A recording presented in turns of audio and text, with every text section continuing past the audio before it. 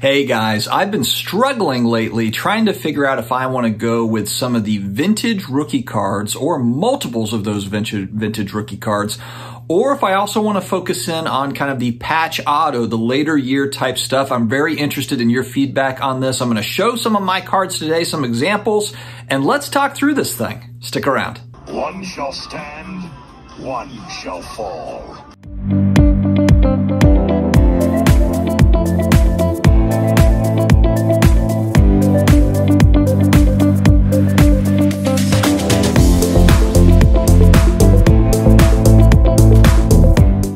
Hello to all my sports card collectors, investors, all of my collectibles friends. How is everybody doing? Another day, another card video. We've got a special show tonight, the Comeback Card Investor channel. Make sure to tune in 9 p.m. It's our off-centered show, and we've got a little bit of an announcement to make there. So definitely tune in on Brad's channel, the Comeback Card Investor. Guys, if you're new here, you're looking for pretty much daily sports card content, this is the place for you. You've made it, so make sure to hit the subscribe button down below.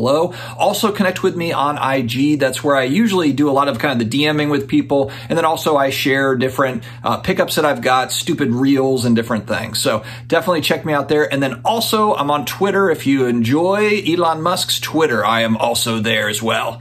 Big shout out to today's video sponsor, ComC.com, your home for buying, selling, and flipping all the hottest trading cards.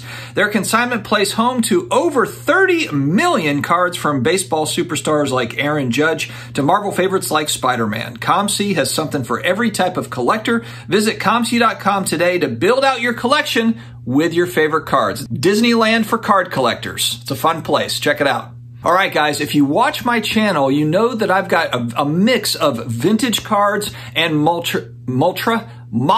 ultra-modern cards. I've got a mixed bag of the two. And then I also have a lot of football, really. I would say it's a heavy focus on football cards. I'm a diehard New Orleans Saints fan, long time watcher of the sport. I love it. And so that's really kind of my passion is vintage football and modern football. When I say modern football, I'm not buying into Zach, watch out for your mom, Wilson type stuff. Okay. Like not that type of stuff. I'll dig into what I'm talking about here. All right. So the big kind of issue that I've had, and I've got a mixed bag. I've got vintage rookie cards for certain guys, but then I also really like to collect autos and, you know, patch autos and different things. And there's so many awesome products really going back over the last 20 years, not even just over the last couple of years with some of these new prospect guys, but especially in the early 2000s when we look at upper deck products in particular. And I'll go ahead and start it off. I've got one baseball card that I'm going to show, but this is kind of a good kind of prime example too, because I grew up as a junk wax era kid, collecting a lot of the Barry Bonds and the Bo Jacksons, the Mark McGuires, the Barry Sanders. These were all the chase cards.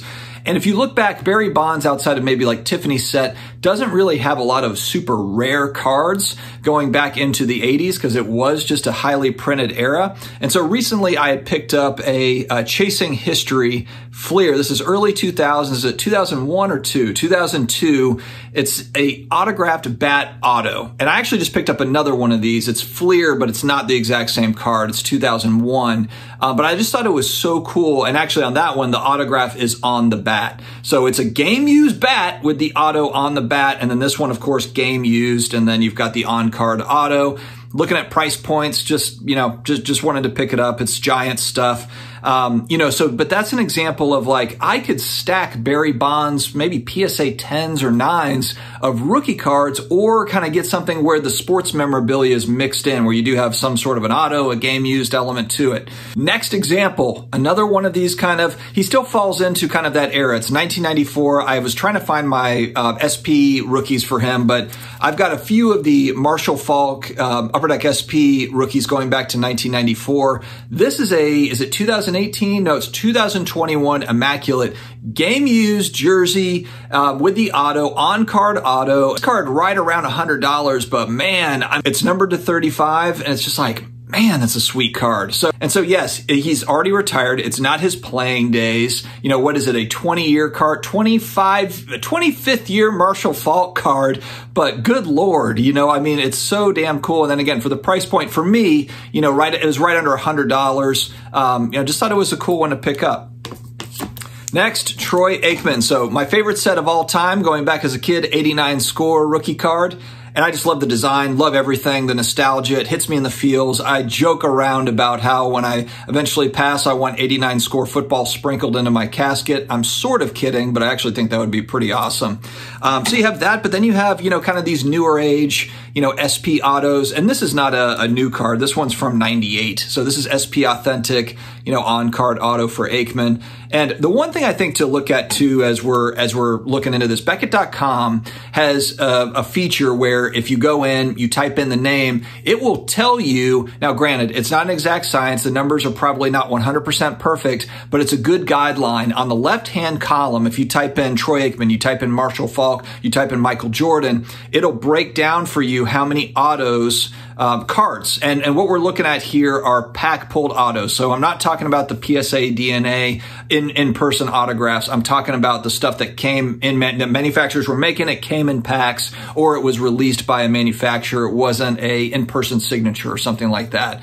And it'll break down for you how many autos, how many serial numbered, how many are on card at some time. So that's a nice guide to try to figure out when you're looking at price points for Hall of Fame players or whoever you're looking for, how many do they already have? I think that's tough when you're looking at new players. Like if you're looking at Trae Young, Luka Doncic, or some of these newer players, that number might be fairly low or it might be fairly high. But the reality is if these guys have a 15, 20-year basketball career and they're signing every year, expect that number to go up. I'm more interested in, how many does Jim Brown have? How many does, Otto Graham have? Because some of these guys obviously not signing anymore because they've passed away. So that's kind of a nice guide. If you're into those, if you're getting into auto collecting or you've been in it and didn't know about it, that's something that I wanted to share. All right, one of my favorite QBs. This is a guy that now played for the Vikings, owned all the passing records going back to the 70s before they were broken. But Fran Tarkenton, this was a card that I pulled, pulled out of a pack. Now, I bought this at the National, this past year's National, Fran Tarkenton rookie card. It's one that I've been wanting for a while. It's just a really tough grade because of that black border. It just gets beat up. And you can see on this one, I think this one's a 5.5. It's a 6. But, it is really tough to find these in a high grade. 6 was kind of like, that's a price point that I can live with.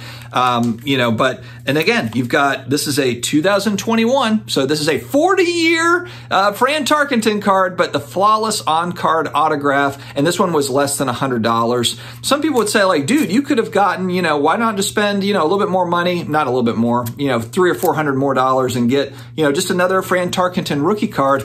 And I understand that sentiment, but at the same time, some of these cards are amazing and they are numbered. So, and again, I'm not saying because this is numbered to 15 that there's only 15 Fran Tarkenton auto cards. Every year they're putting out sets that have numbered Fran Tarkenton cards until he stops signing, I suppose. And so you do have to kind of factor that in.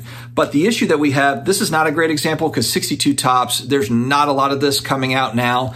But with a lot of the vintage stuff, they're still finding collections. They're still grading collections. You see it all the time. People are out there buying collections. They are still finding this vintage stuff, and some of it very good condition, some of it's not in great condition, but those pop reports for those rookies continuing to grow. I still like vintage rookie cards though for the fact that it's usually their one rookie card as compared to, even Tom Brady, the GOAT.